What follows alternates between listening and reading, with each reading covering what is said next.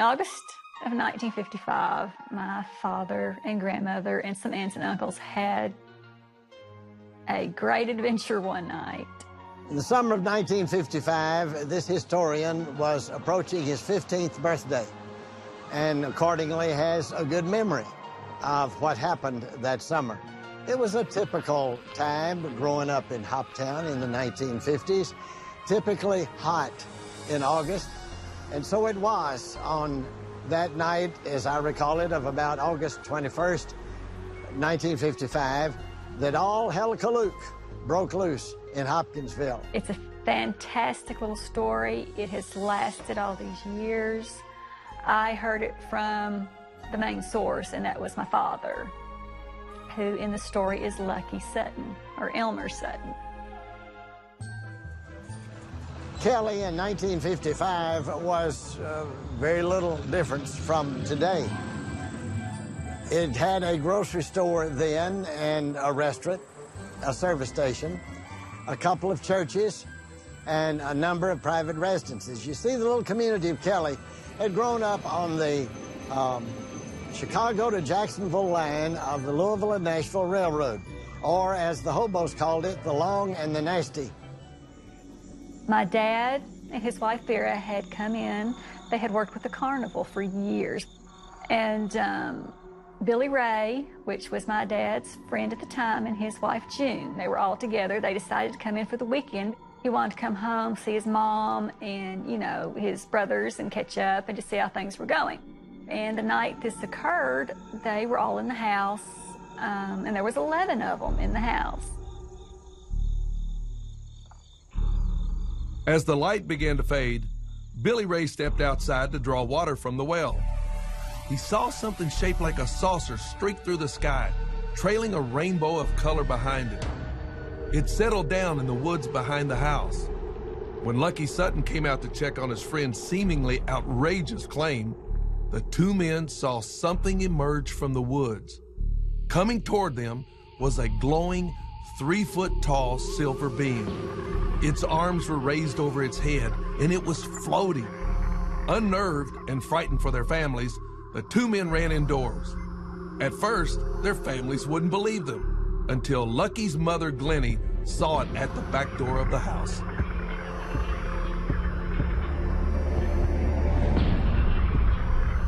Well, that was it. The fight was on. And so they started shooting, and they had a battle from the time it started till about 11:30 that night, until they finally got a clearing where they could run to Hopkinsville and get help. They had no phone, so that was the only thing they knew to do. The men claimed that the creatures were protected from the bullets by some sort of armor. By the time the night was over, you had police officers, you had reporters, you had people from Fort Campbell all out there traipsing around land trying to figure out, you know, what happened that night, and they couldn't find anything. The only thing they could find was shotgun shells, of course, holes through the screens and the windows, woodwork shot off, but no bodies. After the police left, the occupants of the Sutton home were to be terrorized again by 3 silvery beings until dawn. And then a new invasion of Kelly took place. By 7:30 the next morning, everybody in this community knew that a spaceship from Mars had landed in the outskirts of downtown metropolitan Kelly. They were coming from everywhere. Magazines were coming out.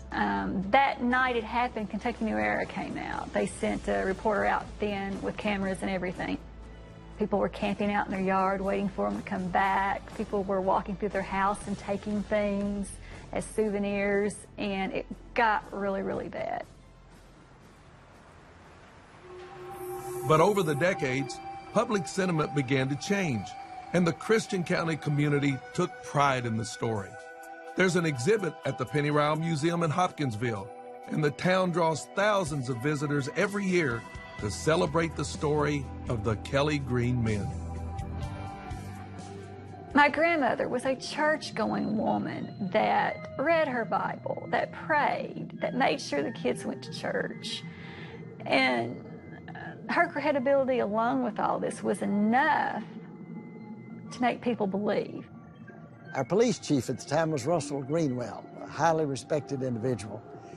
And his widow, Rachel, now deceased, told me this incident, that in the years of interviews that Chief Greenwell had on the subject of the little green men, that Chief would say, I don't know.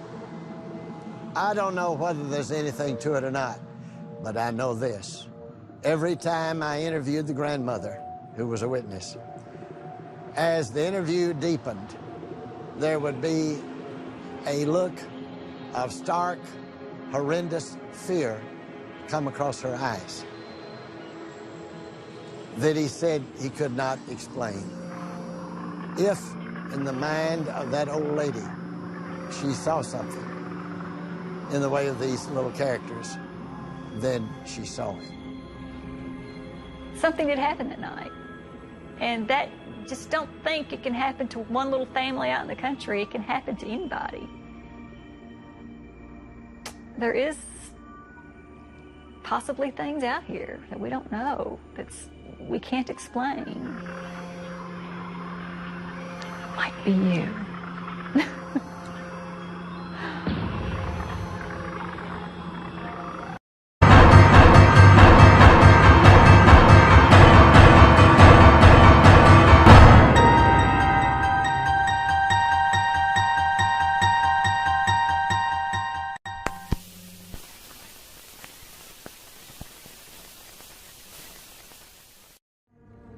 Deep in the heart of Christian County, Kentucky, lies the rural hamlet of Kelly.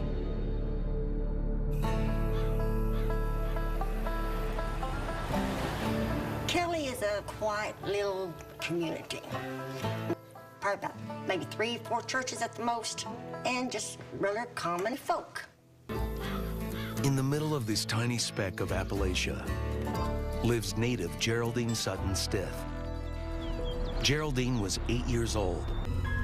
You talk about one little kid being scared to death. I was petrified. A terrifying alien encounter at their farmhouse more than 5 decades ago. This is the great American horror story. I would go around at night, closing the doors and windows, the shades, the curtains, everything, as soon as that darkness started falling. Guys, get the gun.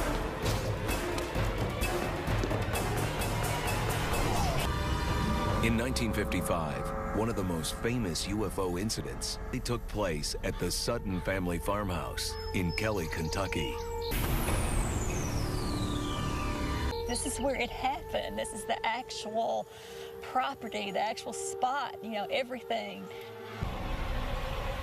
I'll never forget. It'll be with me forever. That was Mama, Daddy, Uncle Amber, Aunt Vera, Billy Ray Taylor, and I think his wife was there. And it was me, Johnny, and Kathy, Grandma, Charles, Lonnie, and Mary. Late in the afternoon, at Glennie Sutton's farmhouse, the family was settling in. They assumed the day was coming to an end. It was just beginning. It was a house full that weekend. 14 people in that little bitty house. The only communication with the outside world they had was a radio. They were all in the house playing cards or doing something like that. And the old hound dog came running across in front of them, tail tucked, ears down, went straight under the porch. It was kind of eerie, you know, whatever. It all began later that night. So Billy Ray went out to the well to get some cold water.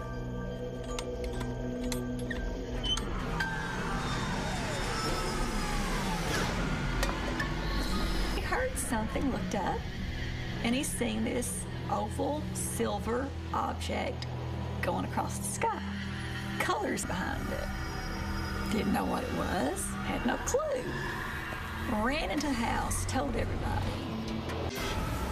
When Billy Ray and Lucky went outside to investigate, the lights in the sky were gone, but they weren't alone. they found something was out there. They noticed there was something coming out of the woods in the back. They had pointed ears, claw-like hands, beady looking, you know, and had a slit for a mouth. They said it was silver looking, green looking. 3.5 foot tall.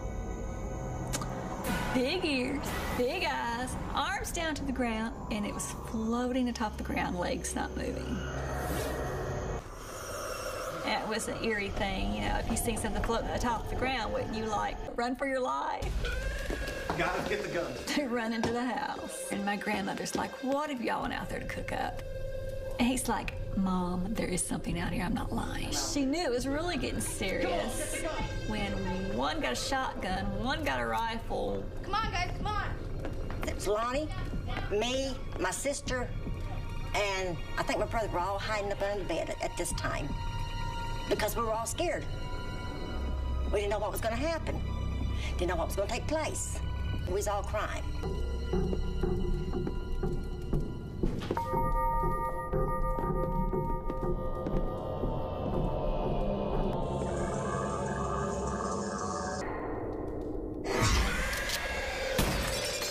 All of a sudden, there comes one as big as you can be. Billy Ray fires at it.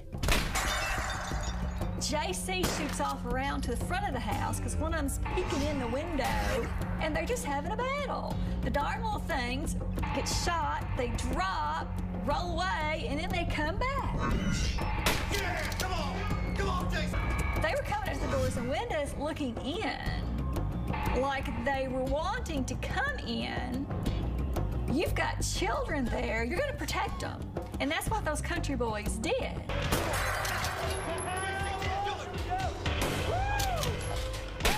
Shoot first, ask questions later. The Suttons, making nice with E.T. wasn't an option. They felt under attack. It was just scary. They were scared, the kids were crying, everybody was hysterical. Finally, it got quiet.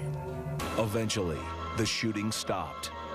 The little green men had come and gone. My dad said, hit the trucks. So they took out, jumped in the trucks, headed to Hopkinsville. There was police officers there. In the dark of night, police officers head to the farmhouse to check out the Suttons' fantastic story. My family had a nice, quiet life. They loved the farm, they loved it out in the country, but that night changed everything for them. It was never going to be the same again. In the fall of 1955, in the hills of Appalachia, the Sutton family maintains that aliens from space descended on their farm. They came under attack by little green men. A couple of police officers noticed that they couldn't find any bodies, but in the back, where they had shot one off the fence, there was like a glowing substance on the ground. There's bullet holes, there's shells, cases all over the place. By morning, word of aliens landing at the Sutton farmhouse traveled quickly. I was going to the 8th grade, and it was just the biggest thing that ever hit this area. Kelly had little green men running around down there, flying saucers. That was something out of Buck Rogers or Flash Gordon or Superman, which was a big thing with all of us kids. The Suttons were one of the first reported close encounters. Fort Campbell wasn't very far away, and you could actually see they would do their night maneuvers, and the big flares would go up in the air at night. And so every night when they would do the maneuvers, it was like, oh my gosh, is it Fort Campbell or is it something else? Adding to the area's excitement and fear about UFOs, classified military activities at nearby Fort Campbell, Kentucky, home of the 101st Airborne Division, and a secret nuclear arsenal. Yes, it does put a fear in you. Big time. Even now, if I'm out at night, I'll watch the sky. From that fateful night forward, the Sutton family believed in aliens, but to this very day, Geraldine remains wary of their return.